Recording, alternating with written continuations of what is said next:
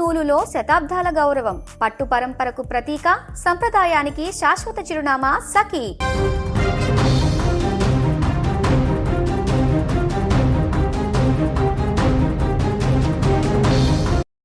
సాధారణ ప్రజలను టార్గెట్గా చేసుకుని సైబర్ నేరగాళ్లు పన్నే కొత్త కుతంత్రాలు రోజురోజుకు పెరిగిపోతున్నాయి. తాజాగా ఆంధ్రప్రదేశ్ ముఖ్యమంత్రి నారా చంద్రబాబు నాయుడు, మంత్రి నారా లోకేష్ మరియు ఇతర ప్రముఖుల పేర్లను వాడుకుంటూ ఓ భారీ సైబర్ మోసం వెలుగులోకి వచ్చింది. విశాఖపట్నంలోని సీతంపేటకు చెందిన శ్రీనివాసరెడ్డి అనే వ్యక్తిని లక్ష్యంగా చేసుకున్న కేటగాళ్లు అతడి భూ సమస్యను పరిష్కరిస్తామంటూ బురిడి కొట్టించారు. బాధితుడు శ్రీనివాసరెడ్డి తన భూ సమస్యపై సోషల్ మీడియాలో పోస్ట్ చేశారు. ఇది చూసిన సైబర్ నేరగాళ్లు మాజీ మంత్రి దేవినేని ఉమా ఫోటోను వాట్సాప్ డీపీగా పెట్టుకుని అతడికి పరిచయం అయ్యారు. ఆ సమస్య సీఎంఓ కార్యాలయం దృష్టికి తీసి వెళ్లిందని నమ్మబలికారు. అంతటితో ఆగకుండా తాము నిజంగానే సీఎంఓ కార్యాలయం నుంచే మాట్లాడుతున్నామని భ్రమ కలిగించేందుకు ఏకంగా ముఖ్యమంత్రి చంద్రబాబు నాయుడు, మంత్రి లోకేష్ తో వీడియో కాల్ మాట్లాడినట్లుగా సదరు వ్యక్తికి చూపించారు. కృత్రిమ మేధస్సు ద్వారా రూపొందించిన డీప్ ఫేక్ వీడియోలను ఉపయోగించి అవతలి వైపు సీఎం ఉన్నట్లు నమ్మించి శ్రీనివాసరెడ్డిని పూర్తిగా బోల్తా కొట్టించారు. ఆపై సమస్య పరిష్కారం కోసం అంటూ దశల వారీగా 80,000 రూపాయలను బాధితుల నుంచి వసూలు చేశారు. డబ్బులు చెల్లించిన తర్వాత ఎలాంటి స్పందన రాకపోవడంతో తాను మోసపోయానని గ్రహించిన శ్రీనివాసరెడ్డి విశాఖపట్నం సైబర్ క్రైమ్ పోలీసులకు ఫిర్యాదు చేశారు. ఇక ఈ హైటెక్ మోసానికి సంబంధించిన మరిన్ని వివరాలు తెలుసుకోవడానికి ఇప్పుడు మనతో పాటు లైవ్ లో విశాఖపట్నం సైబర్ క్రైమ్ ఇన్వెస్టిగేషన్ ప్రతినిధి లక్ష్మితో పాటు బాధితుడు సిద్ధంగా ఉన్నారు. వారితో మాట్లాడదాం. దీపిక, ప్రెసెంట్ మనతో పాటు ఎవరైతే ఈ సైబర్ మోసగాళ్ళ చేతిలో మోసపోయినటువంటి ఎక్స్ ఆర్మీ పర్సన్ అయిన మనతో పాటు శ్రీనివాస్ రెడ్డి గారు ఉన్నారు. సీతమ్మపేటలోని రాజేంద్ర నగర్ లో వాళ్ళు వేసినటువంటి ఫ్యామిలీ మెంబర్స్ అండి, వాళ్ళ తాతయ్య గారు ఉన్నప్పుడు ఒక లేఅవుట్ వేయడం జరిగింది. ఆ లేఅవుట్ కు సంబంధించి 2,000 గజాల స్థలాన్ని పార్క్ డెవలప్మెంట్ కోసం ఇచ్చారు.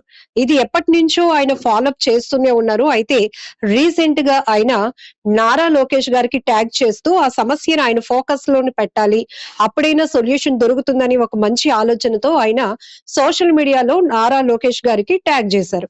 దీన్ని గమనించినటువంటి సైబర్ మోసగాడు ఖచ్చితంగా లైన్ లోనికి వెంటనే ఇమీడియట్ గా వచ్చి దేవినేని ఉమ, అంటే ఒక ఆర్డినరీ పర్సన్ అయితే అంత బేగా నమ్మడానికి అవకాశం ఉండదేమో గానీ పొలిటీషియన్స్ ని అతను ఈ చీటింగ్ కి ముందు పెట్టి ఆయన్ని పూర్తిగా మోసగించినటువంటి పరిస్థితి. దేవినేని ఉమానే నేరుగా సీఎం చంద్రబాబు మాట్లాడినట్టు, లోకేష్ మాట్లాడినట్టు, జీవీఎంసీ కమిషనర్ తో మాట్లాడిస్తున్నట్టు పూర్తిగా ఒక ఊబిలోనికి తీసుకొని వెళ్ళిపోయారు. అట్ ఏ టైం దశల వారీగా కూడా కాదు, ఫ్రాక్షన్ ఆఫ్ సెకండ్స్ లో 80,000 రూపాయలను ఈయన నుంచి ట్రాన్సాక్షన్ కూడా అయింది.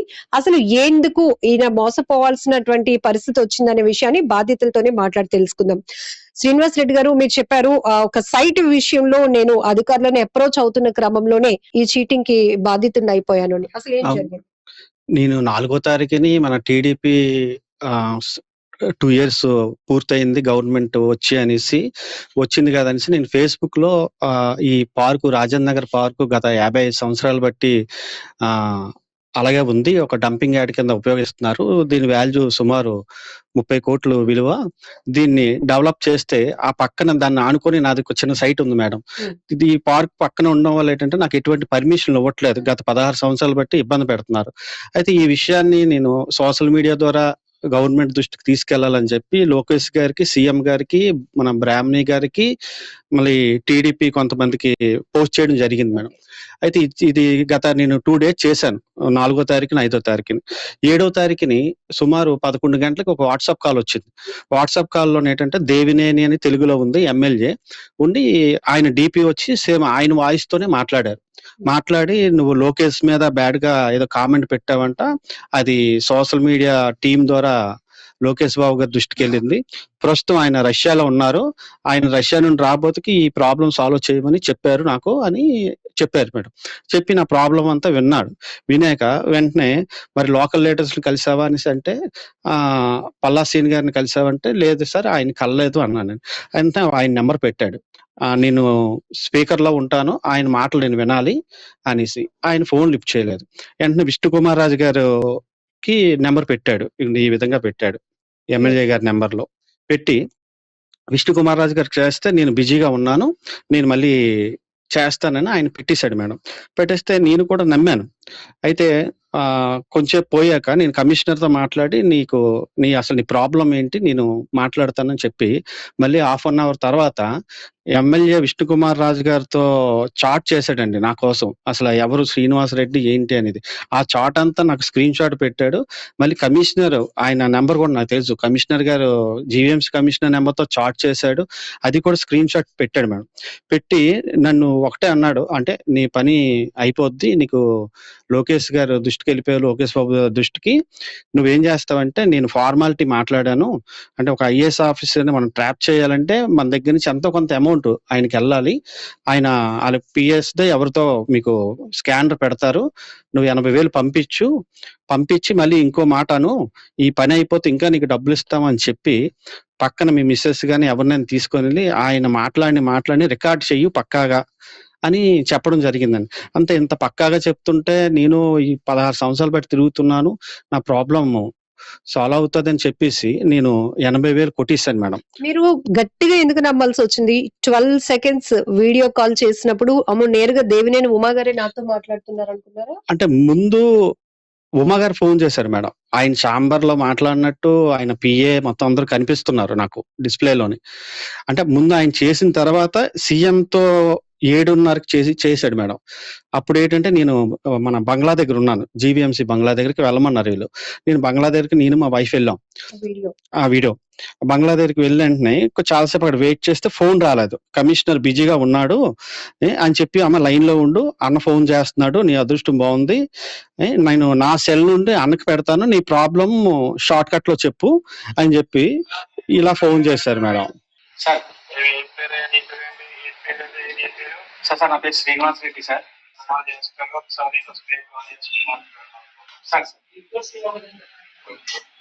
అని ఇక్కడ మీకు ఏమాత్రం డౌట్ రాలేదండి? ఒక మంచి పొజిషన్ లో ఉన్న లీడర్స్ మనకి అంత టైం స్పేర్ చేసి వీడియో కాల్ కూడా చేస్తారా అని? అంటే మరి నమ్మిచ్చారు మేడం. అది అంటే అప్పుడు 12 సెకండ్స్ మాట్లాడిన తర్వాత మళ్ళీ వెంటనే కాల్ వచ్చింది.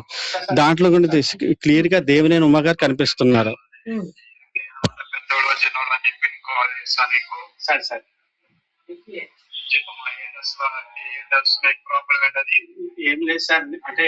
చెప్పి సో వాయిస్ గానీ డీప్ వీడియో ఎడిటింగ్ గాని ఫేక్. ఆ తర్వాత ఇంకా మరుసటి రోజు బంగ్లాకి వెళ్ళమని చెప్పారు మేడం. బంగ్లాకి వెళ్ళమంటే మేము వెళ్ళడం జరిగింది. ఫోన్ ఏమి రాలేదు. కరెక్ట్ గా 4:30 వరకు నాకు వాట్సాప్ కాల్ లో టచ్ లో ఉన్నాడు. మెసేజ్ చేస్తున్నాడు వెయిట్ అమ్మా అనేసి, కమిషనర్ నుంచి ఇంకా ఇది రాలేదని. 4:30కి ఒక్కసారి డీపీ ఆయన చేసిన చాటింగ్ మొత్తం అంతా మాయమైపోయింది మేడం మొబైల్లో. వెంటనే నేనేం చేశానంటే ఇంకా నేను మోసపోయానని అర్థమయ్యి వెంటనే సైబర్ క్రైమ్కి వెళ్ళి కంప్లైంట్ కూడా సిఐ గారికి ఇవ్వడం జరిగింది. వాళ్ళు ఎఫ్ఐఆర్ కట్టి ప్రెజెంట్ ఎంక్వైరీ చేస్తున్నారు మేడం. ఒక్క విషయం అండి, మీరు మోసపోయారు ఖచ్చితంగా చెప్పొచ్చు. అంటే పొలిటీషియన్స్ అందరూ లైన్ లోనికి వచ్చారు, ఖచ్చితంగా నా సమస్యకు ఒక పరిష్కారం దొరుకుతుందనే ఆలోచనలోనే ఉండిపోయారు తప్ప నిజంగా ఒక సామాన్యుడు ఫోన్ చేస్తే ఇంత రెస్పాన్స్ వస్తుందా పొలిటీషియన్స్ నుంచి అనే ఆలోచన, మరొక ఆలోచన కూడా మీకు రాలేదు? అంటే నేను గత 16 సంవత్సరాలు బట్టి తిరుగుతున్నాను. చాలా మంది అధికారుల దగ్గరికి, రాజకీయ నాయకుల దగ్గరికి ఎంతో అర్జీలు పెట్టాను. ఇలాగా ఈ ప్రాబ్లమ్ ఫేస్బుక్ లోని కానీ యూట్యూబ్ లో కానీ చాలాసార్లు నేను పోస్ట్ చేసి తిరుగుతున్నాను మేడం. అంటే ఏమో నిజంగా స్పందించారేమో. ఈ మధ్య ఏంటంటే ఎక్కువ రీల్స్ లోనే వచ్చిన దీనికి ఎక్కువ న్యాయం జరుగుతుంది చాలా మందికి అనే ఆశతోని నేను నమ్మి మరి మోసపోయాను. మీరు ఒకటే మాట చెప్పారు నేను కాల్ చేసినప్పుడు, మేడం నాలాగా ఎవరు మోసపోకూడదు అంటే. ఇప్పటి వరకు ఏదో ఫోను, డిజిటల్ అరెస్ట్ ఈ తరహా మోసాలు చూసారు గానీ ఇప్పుడు పొలిటీషియన్స్ ని ఏకంగా ఏపీ సీఎం నే వాడేసుకుంటున్నారు. కాబట్టి కామన్ మ్యాన్ ఎవ్వరూ కూడా ఈ సైబర్ ఉచ్చులోకి వెళ్ళకూడదు. మీరు సుమన్ టీవీ నుంచి అవేర్నెస్ కల్పించండి అన్నారు. మీరేం చెప్తారు స్వయంగా? నేను మొదటగా చెప్పింది అయితే ప్రజలు మాత్రం చాలా తెలివిగా ఉండాలి. అంటే నాలాంటి ఇంత అవగాహన ఉన్నవాడినే నేను మోసపోయానంటే, మామూలుగా చాలా మంది గ్రీవెన్స్కి వెళ్తుంటారు, ఎంతమంది సమస్యల కోసం రాజకీయ నాయకులకు చెప్పుకుంటారు. కానీ ఇలాగ ఫోన్ చేసి ఇలాగ డబ్బులే పంపించమంటే మాత్రం ముందుగా జాగ్రత్త పడాలని కోరుకుంటున్నాను. ఎందుకంటే ఇప్పుడు నాకు ఈ 80,000తోని కాదు, కానీ నాలాగా ఇంకెంతమంది బాధితులు ఉన్నారో కూడా తొందరగా పోలీసు వాళ్ళు విచారణ జరిపి వాళ్ళని పట్టుకోవాలని కోరుకుంటున్నాను మేడం. అంటే మొదట నుంచి మీరు అన్ని తిరిగి అందరికి అర్జీలు పెట్టి సోషల్ మీడియాలో పోస్టులు ట్యాగ్ చేసి విసిగిపోయారు కాబట్టి కొంత డబ్బు ఇస్తే అయినా పని అవుతుంది అనే ఆలోచనకి వచ్చారా? అంతే మేడం, అందుకే మరి 16 సంవత్సరాలు బట్టి తిరుగుతున్నానంటే ఏదో నా డబ్బు పోతే పోయింది, నా పని అవుతుంది అని ఆశతోనే కదా నేను ఇది గవర్నమెంట్ దృష్టికి వెళ్తాది అని ఒక చిన్న దీంతోనే దీనికోసం చేస్తున్నాం. అది ఇప్పుడు గవర్నమెంట్ కి మేము ఇచ్చిన సైట్ కూడా దాని వాల్యూ ఇప్పుడు 30 కోట్లు మేడం.